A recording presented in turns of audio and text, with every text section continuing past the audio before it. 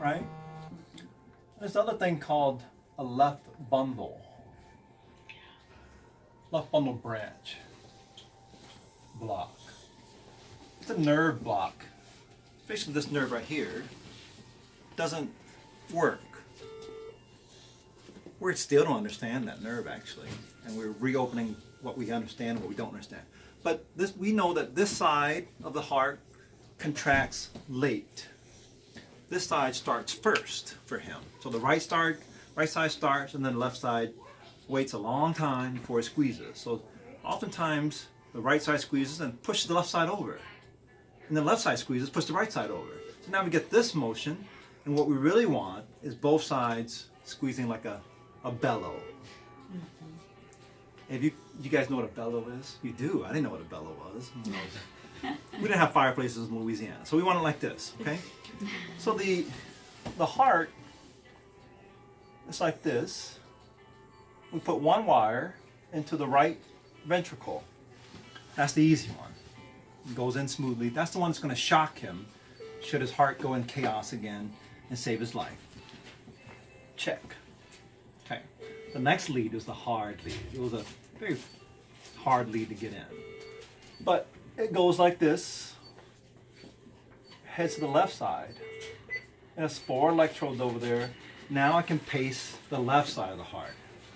At the same time, I'm stimulating this side of the heart. And then it'll work more synchronously.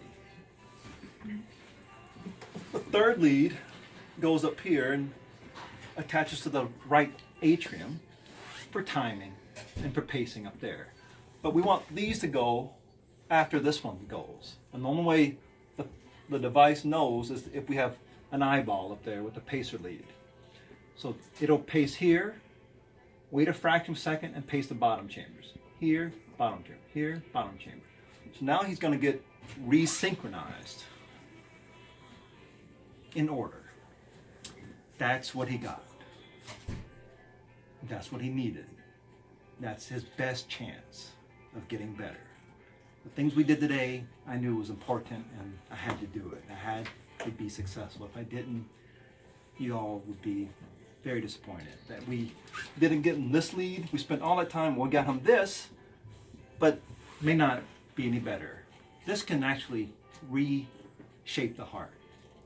Wow. It can, potentially. Yeah. Now for his case, he's had heart attacks. So oftentimes the people with heart attacks don't get better with this maneuver, because what's dead is dead, and we can't recruit tissue on the side to make it get better. But he's got the hardware in to get better if he can get better. Okay. Questions for me so far?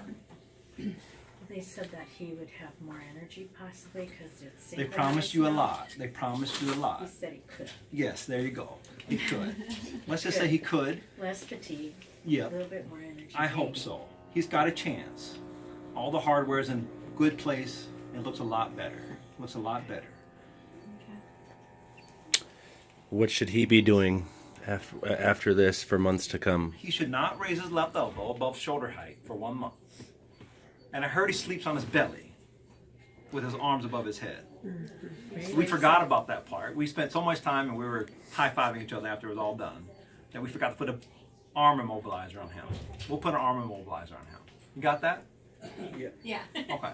Yeah, he but if you sleeps on don't his use left it, side well, most of the time. Sleep on his back as much as he can for the next 4 weeks. Limit this motion right here as much as he can for the next 4 weeks. I got to tell you, I don't know if I can do it again. What we did, that lead was a bear.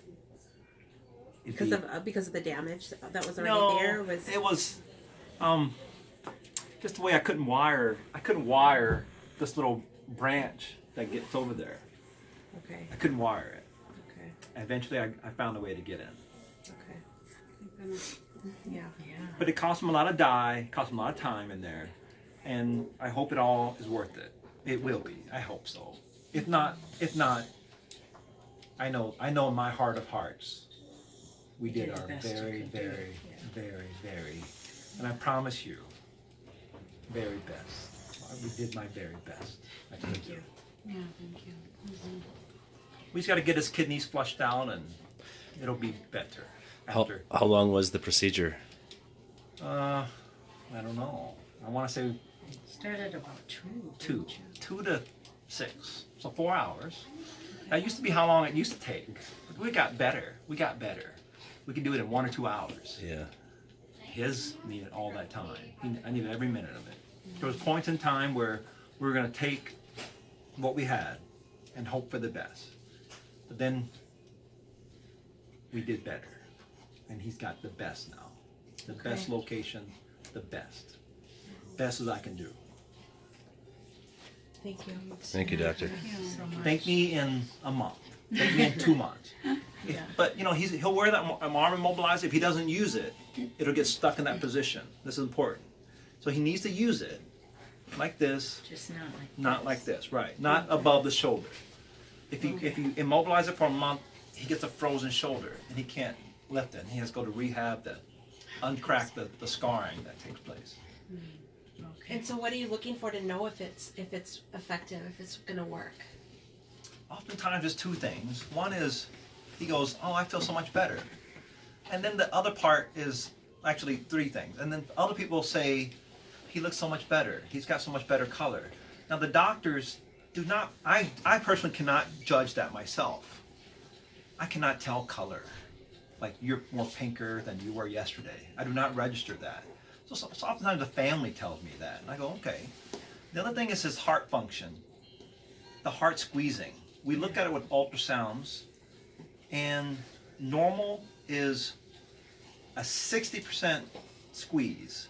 It means the walls of the heart, this one and this one, come together 60% of the way, 60. It never really gets 100 while at rest unless you're really dehydrated. It never touches itself. That's not normal. But when you exercise and run, while you're running, you can get like 80%. Okay. His at rest was 20%. Yeah. That's way So down if that too. number improves, now I'll be honest, I don't think there's a big difference between 20 and 30%. I think those are both badish type of numbers. But we see 20 all the way to 45, I'd be happy. I go, okay, we changed him. We did something better for him. Yeah. And depending on how he feels. Yeah. Even though that, here's also something to feel better about. The people who get this device live longer than the people who don't get it. That's pretty clear. In multiple industry-sponsored studies. So Medtronic sponsors, Boston Scientific sponsors the studies. So you gotta suspend your disbelief that everyone's crooked a little bit. Maybe they are, but I believe it works. We've seen it. People feel better. We've seen people heart function get better with what we did today. And is this a long term? Like if it is like everything positive, it goes right way. Is it a long term solution? As long as you get in therapy, then. As long as you take the medications and getting the therapy. The therapy is the massage of the squeezing, of the forced pacing we're doing. That's a therapy for him now. It's pacing him on both sides of the heart. And what does that look like? Like how does he get that? We turn it on. Okay. He's getting it done. Okay. Every beat, almost all of his beats is therapy for him. Okay. So it's like a squeeze, and it can remodel the heart. Wow. So as long as he gets that, I think if it gets better, your question is like, if it gets better, how does it stay better? And so we're gonna keep changing this device out until he doesn't want us to anymore. Yeah. Well, we'll believe for a miracle. Like we got one last night. It didn't look good. Very fortunate. Yep. You're very fortunate to live where you live, to have people around you, people respond.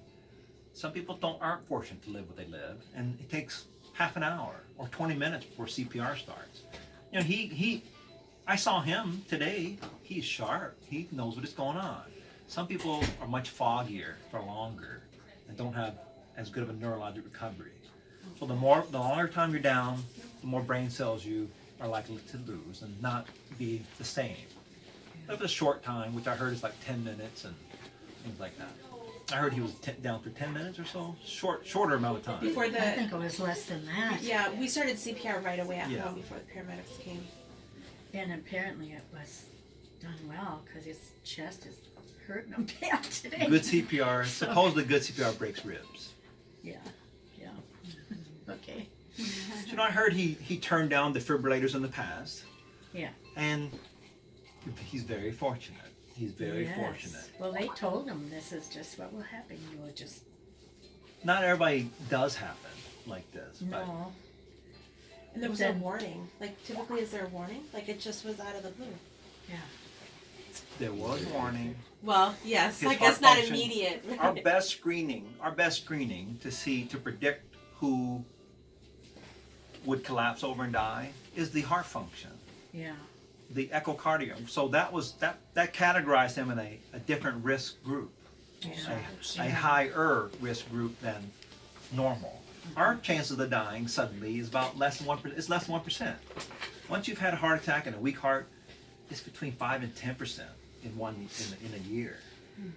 Let's call it 5%. That's 5 times what ours is. Yeah. Not everyone will do it, but it can happen. So we identified him a long time ago. We offered it to him. When I say we, the other doctors, he turned us down, which is his right, his body, his rules. Well, he just got so lucky that he got a second chance to make another decision where it could have been straight to heaven, Yeah. painlessly, quickly, no suffering, go to